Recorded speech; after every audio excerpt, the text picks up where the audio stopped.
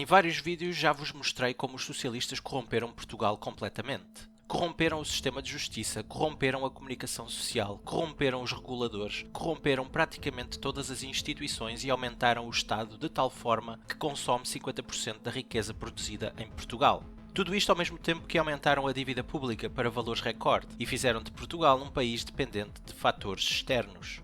Em suma, as políticas socialistas dos últimos 48 anos e particularmente dos últimos 26 anos destruíram a possibilidade de Portugal ser um país próspero que dá boas condições de vida aos seus habitantes. Graças a estas políticas, o povo português está no limiar da pobreza e miséria e todos os anos tem mais impostos para pagar.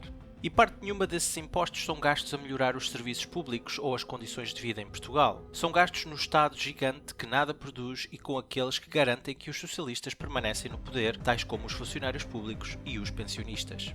Mas os socialistas ainda não estão satisfeitos, querem muito mais. O Partido Socialista prospera com a corrupção, mas ainda há alguns limites àquilo que conseguem fazer em cada distrito do país, já que dependem da alocação do orçamento de Estado, bem como do próprio Governo Central em alguns assuntos. Para facilitar a corrupção e negócios criminosos, os socialistas querem dividir Portugal em regiões e, portanto, em governos regionais. A isto chamamos de regionalização e os socialistas querem implementá-la depois de um referendo.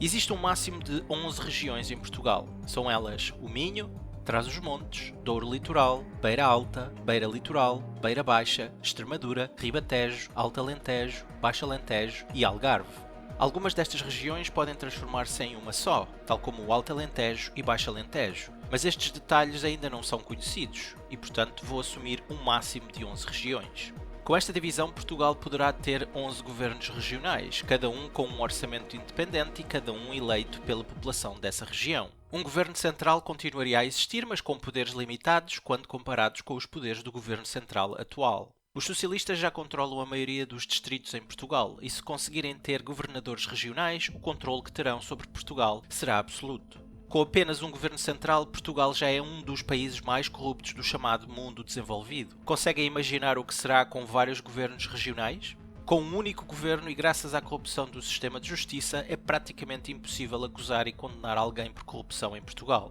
Com vários governos regionais, tudo isto será ainda pior. Portugal necessita de uma reforma completa do sistema de justiça, bem como alterações à Constituição para garantir que o despesismo e mau uso do dinheiro dos contribuintes portugueses seja considerado um crime, com uma pena de prisão suficientemente alta. Apenas quando estas alterações forem feitas e de facto se confirmar que os casos de corrupção foram reduzidos, é que se pode sequer considerar dividir Portugal em vários governos regionais.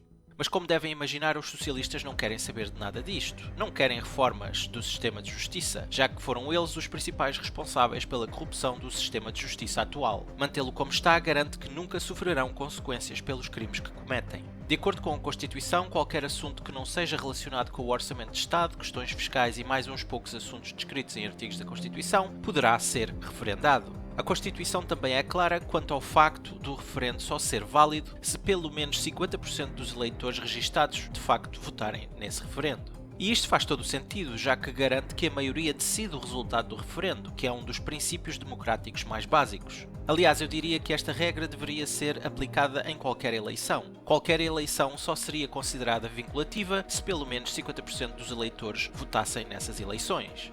Mas em Portugal isso não acontece, apenas os referendos respeitam esse princípio democrático. Mas para os socialistas, este artigo da Constituição é um problema. Como já vos mostrei várias vezes nos vídeos onde falo sobre resultados eleitorais, a abstenção em Portugal é muito elevada. Em várias ocasiões já superou os 50% ou ficou muito próxima desse valor. Sendo assim, existe um risco elevado que o referendo à regionalização que os socialistas querem fazer não seja vinculativo.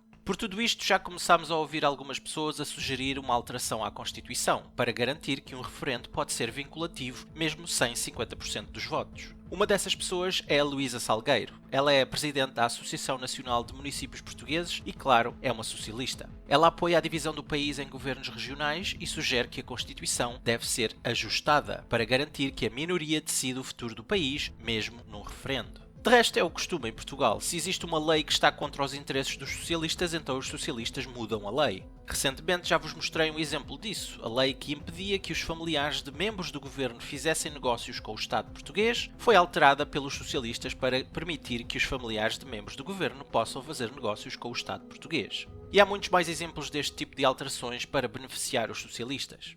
Porém, no que diz respeito a alterações constitucionais, isto não é assim tão simples. Para alterar a Constituição é necessário o apoio de 2/3 dos deputados no Parlamento. E mesmo com a recente maioria absoluta, os socialistas não têm deputados suficientes para alterar a Constituição sozinhos.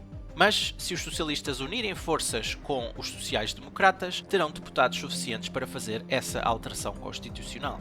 Portanto, fica a questão: será que os sociais-democratas vão ajudar os socialistas a alterar a Constituição?